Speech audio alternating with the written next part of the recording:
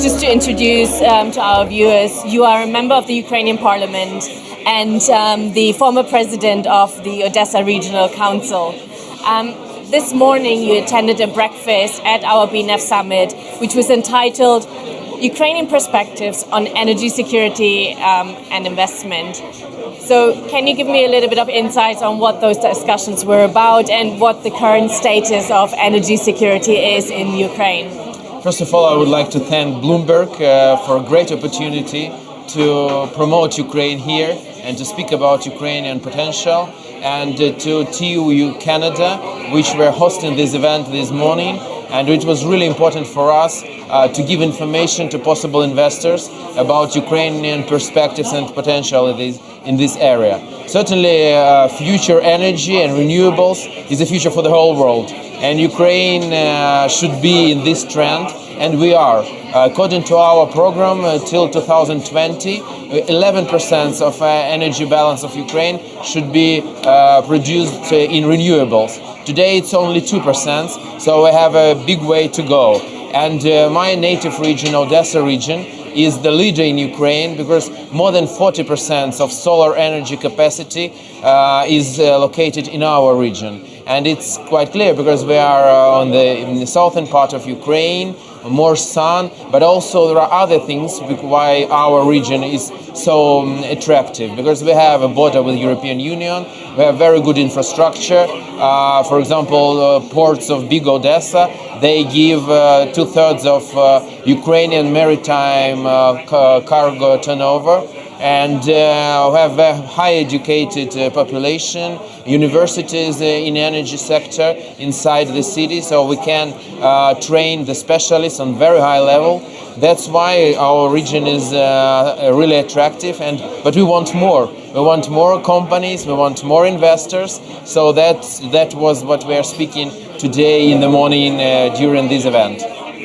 And who are those investors so far, and what types of investors are you looking for to come to Odessa and the Ukraine? For example, if we are saying about some concrete names, for example, we have TU Canada, which is solar energy. We have Norwegian companies for wind energy. We have Spanish companies, American companies for solar energy. So we have a number of really big names already, but certainly we are looking for institutional investors.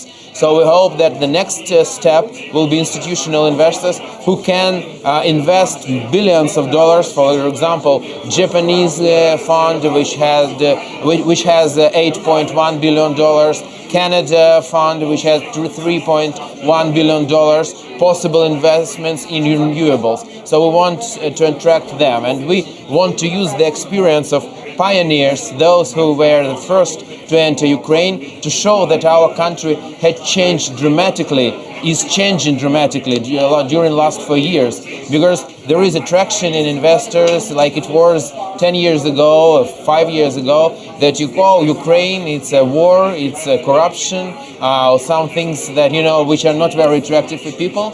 But we want to say, and I told it today during the event, that all the war thing is happening on 5% of territory Ukraine. 95% are absolutely calm, and we are the biggest country in Europe by territory. So that's why we have a huge potential to work where.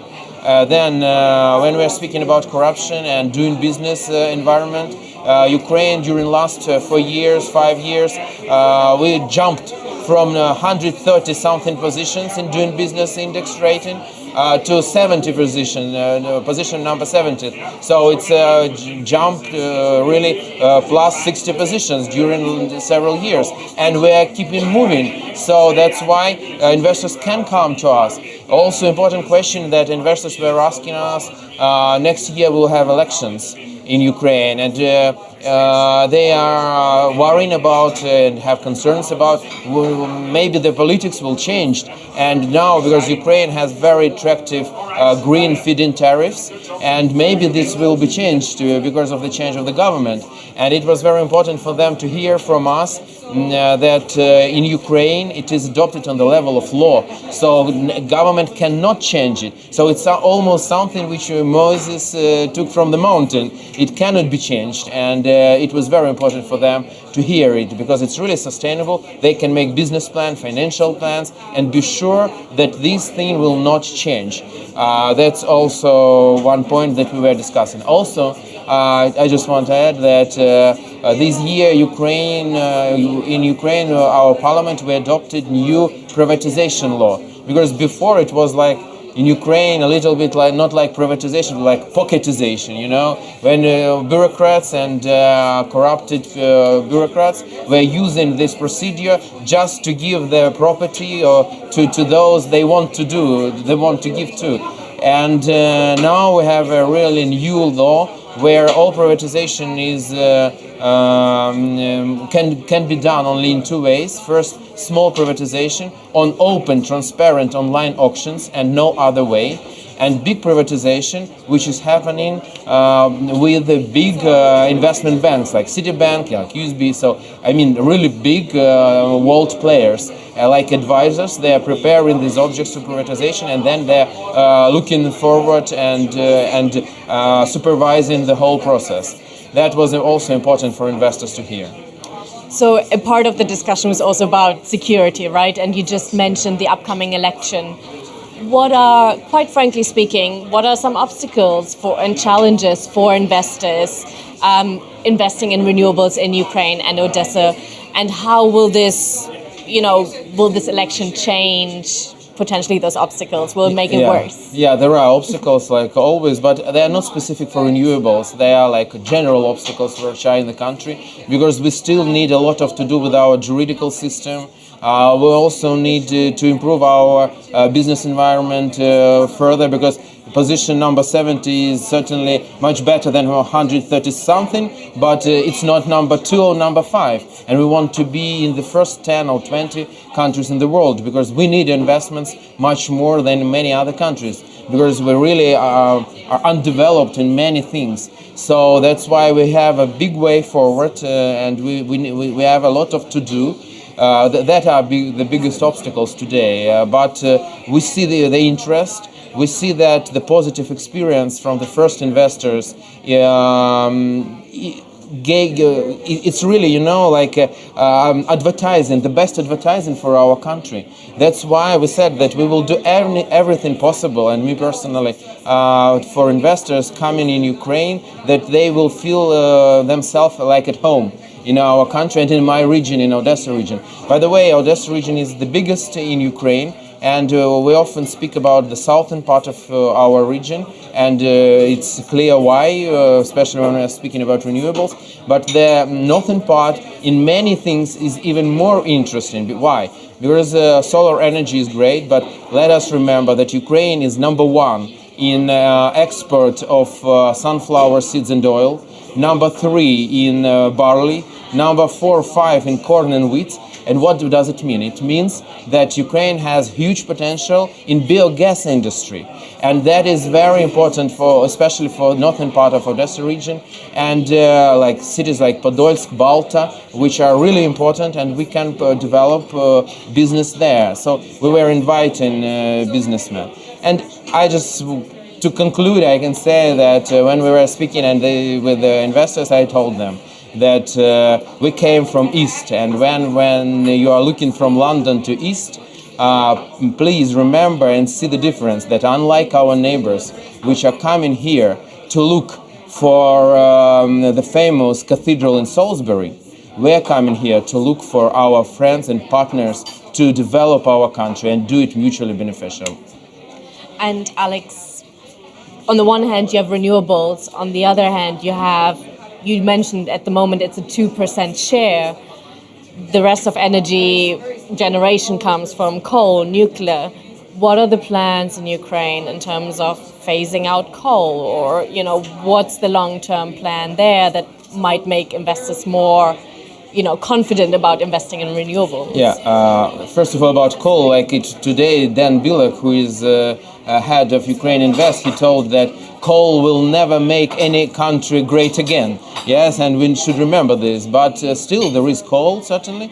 And one of the things why we were speaking about privatization is that we have these capacities which can be bought by investors and remodeled, that they can be used efficiently, because it's some kind of Soviet, Soviet time heritage, but it can be like museum, but we don't want to see it as a museum. We want to see it working and working efficiently. So that is one of the ways. Certainly for Ukraine is very important gas, and during the summit I had a great opportunity to speak with Megan Richards, who is director in the Directorate General in the European Commission. She's responsible for energy policy. And we were speaking that this Nord Stream 2 project is not a way that Europe wants to go to, because it's not about renewables, it's about monopolizing supply of gas from one country, the Russian Federation, which is now absolutely unpredictable, which is using gas as a weapon, like energetic weapon, and they say it openly in their documents of Russian Federation, strategic documents. They say that our gas industry, oil industry, is our energetical weapon, is our instrument, is our tool to influence other countries. So what to make in the European Union more dependent from such a supplier like Russian Federation? We were sure that this is a mistake, and this project should not be realized. And European Commission and Mrs. Richards, she assured us that they are on our side, that they will do everything they can to stop the realization of this project. So that is also very important for us, and this question was raised here on very high level. And Alex, being here at the Bina Future of Energy Summit, besides the conversation you had, what are the key takeaways? And you're one of few politicians here mingling within the who's who of the energy industry. What's been most inspiring, and what are your key takeaways? Yeah, the first, it was a lot of inspiring things, but probably the most inspiring was the opening presentation of CEO of Bloomberg, Mr. John Moore, who was speaking of something really incredible things about energetical revolution, green energy revolution in California, what is happening just right now, because governor of California just signed the law and all the documents, and it's happening on our eyes, about shale gas, in the permit gas, and this industry which is growing tremendously now, not only in the United States, and by the way, Ukraine has potential here, who were speaking about China and what is going there with the solar energy, with electrical buses, with all this great industry which is arising on our eyes. So that's why I can tell you that it was absolutely inspiring, because when you are sitting like in your country and just thinking about your agenda, it's sometimes that you don't see it wide enough. But when you're coming to such events like Bloomberg Future Energy Summit, and I appreciate it very much, you can see the wider picture. You can see what will be tomorrow, what will be the day after tomorrow, and that's what I appreciate very much.